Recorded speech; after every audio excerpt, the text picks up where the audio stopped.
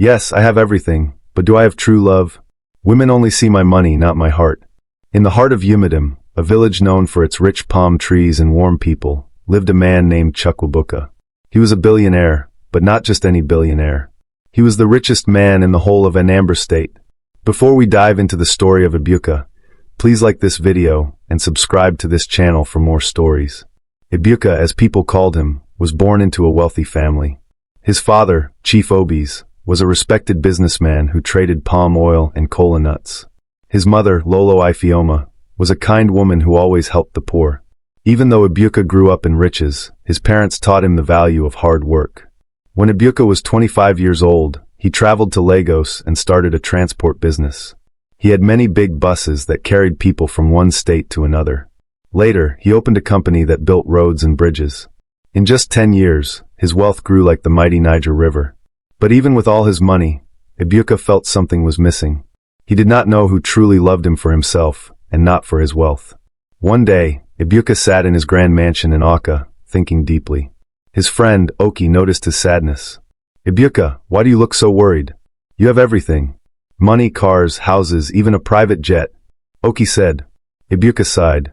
Yes, I have everything, but do I have true love? Women only see my money, not my heart. I want to find a woman who will love me for who I am. Oki thought for a moment. Then why not disguise yourself? Pretend to be a poor man and see who truly cares for you. Ebuka's eyes lit up. That is a great idea. I will become a taxi driver. If a woman can love me in my worst state, then I will know she is the one. The next day, Ebuka wore old clothes and took one of his cheapest cars, a small yellow taxi. He drove to a busy market in Nui, ready to start his search. At the market, traders shouted, selling yams, peppers, and fish. Ebuka waited patiently for passengers. Soon, a young woman entered his taxi. Her name was Adiz. Good afternoon, sir, she greeted warmly. Ebuka smiled. Good afternoon, madam. Where are you going? To Muchu, she said. How much is the fare? 1,000 naira, he replied. Adiz searched her bag and frowned. I only have 800 naira. Please, can you manage it? Ebuka looked at her closely. Her clothes were simple but neat. She had a humble yet confident look. It is okay. Enter the car. Adiz smiled. Thank you, sir. God bless you. As they drove, they talked. Ebuka learned that Adiz was an orphan. She sold akra by the roadside to feed her younger siblings. She was kind, cheerful, and hardworking. Something about her touched Ebuka's heart. Why are you always smiling? He asked. Because life is too short to be sad, she answered. I believe that as long as I have breath, there is hope. One evening, after dropping her off, Ebuka felt deep respect for Adiz. He knew he was falling in love. But he was still afraid. What if she changed when she knew he was rich? One day, Ebuka pretended to have a car problem. My car is not working well, he said. I do not have money to fix it. Adiz looked at him with concern.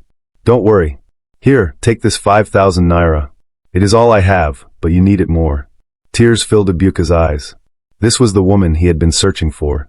Ebuka was touched, but he wanted to be completely sure. So he set up another test. One day he told Adiz, I lost my house. The landlord chased me out because I could not pay rent. Adiz gasped. Oh no! Where will you stay? I don't know, he sighed. Without hesitation, Adiz said, Come and stay in my house. It is small, but we will manage. That night, Ebuka slept on the small mat in Adiz's one-room apartment. She shared her food with him, even though she had little. Ebuka's heart melted. Still, he decided to give her one more test. The next week, he pretended to fall sick. He called Adiz, his voice weak. Adiz, I am not feeling well.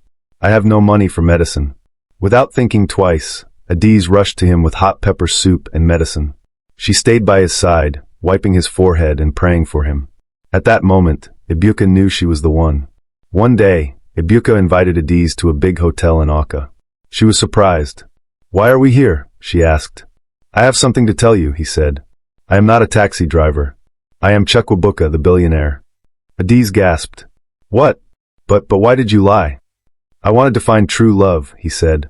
And you have shown me what it means to love without money. Adiz was shocked but then smiled. It is not about money.